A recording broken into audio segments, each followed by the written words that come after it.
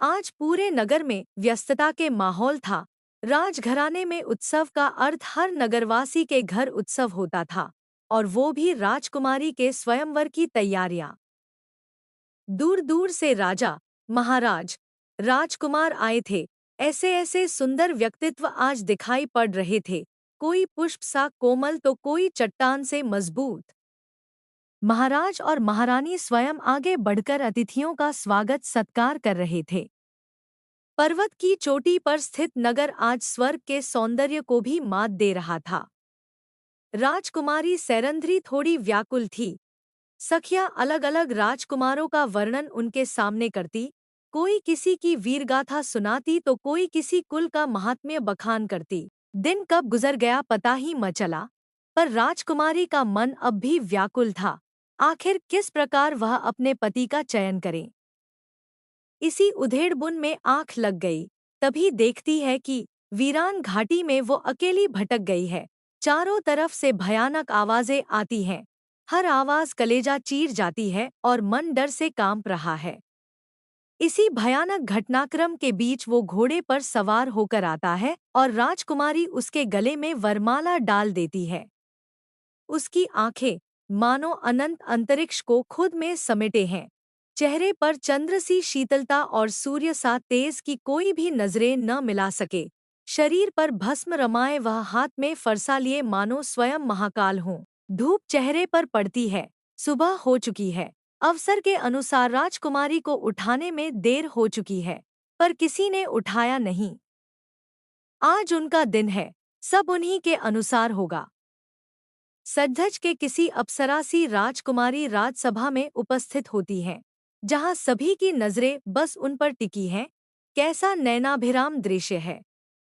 महाराज की आज्ञा से वो वरमाला लेकर पूरी सभा में घूमती हैं, पर किसी को वरमाला नहीं पहनाती, क्योंकि वरमाला एक ही बार पहनाई जा सकती है और वो अपना जीवन साथी चुन चुकी हैं। सभी स्तब्ध हैं, अचंभित हैं। अगर किसी को नहीं चुनना था तो बुलाया क्यों। सभी अतिथि कुछ विस्मित, कुछ क्रुद्ध, पर बोलने का साहस किसी में नहीं। कुछ पुरानी मित्रता, कुछ सम्मान और अधिकांश भय के कारण चुप हैं। महाराज खुद कुछ समझ नहीं पा रहे। भरे दरबार में वो राजकुमारी को कुछ न कह सके, पर बाद में राजपरिवार की आवश्यक बैठक बुलाई गई। क्या हुआ राजकुमारी, अगर आपको विवाह नहीं करना था तो पहले कह दिया होता। यो संपूर्ण भारतवर्ष के राजा और राजकुमारों का अपमान तो न होता। कल तक हमें भी नहीं ज्ञात था पिताश्री। यूं पहेलियां न बुझाओ। जानती हो इससे हमारे राज्य की राजनीतिक स्थिति पर भी असर पड़ सकता है। राजनीति हम जानते हैं पिताश्री, परंतु राजनीति हेतु हम अपने जीवन को तो बर्बाद नहीं कर देंगे। जो कहना है स्पष्ट कहो। राजमाता ने स्थिति साफ करने के लिए कहा।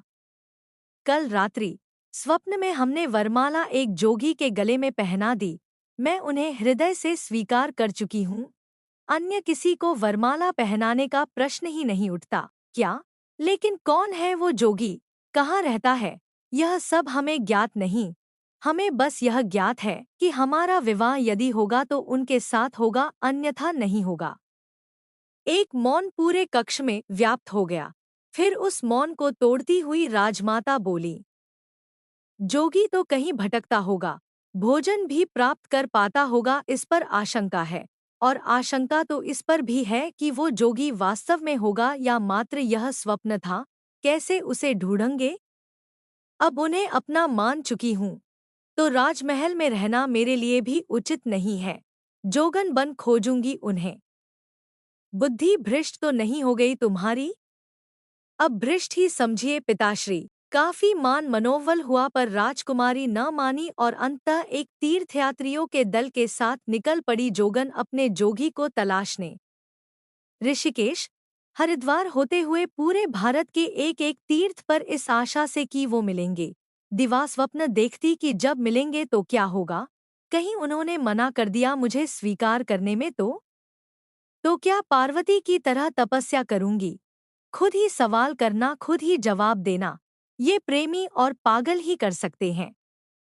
अंततः तारापीठ, बंगाल, में मंदिर के पास ही श्मशान जो अघोरियों के लिए विख्यात है, एक पेड़ के नीचे बैठे वो दिखाई दिए। दूर सही वो उन्हें पहचान गई।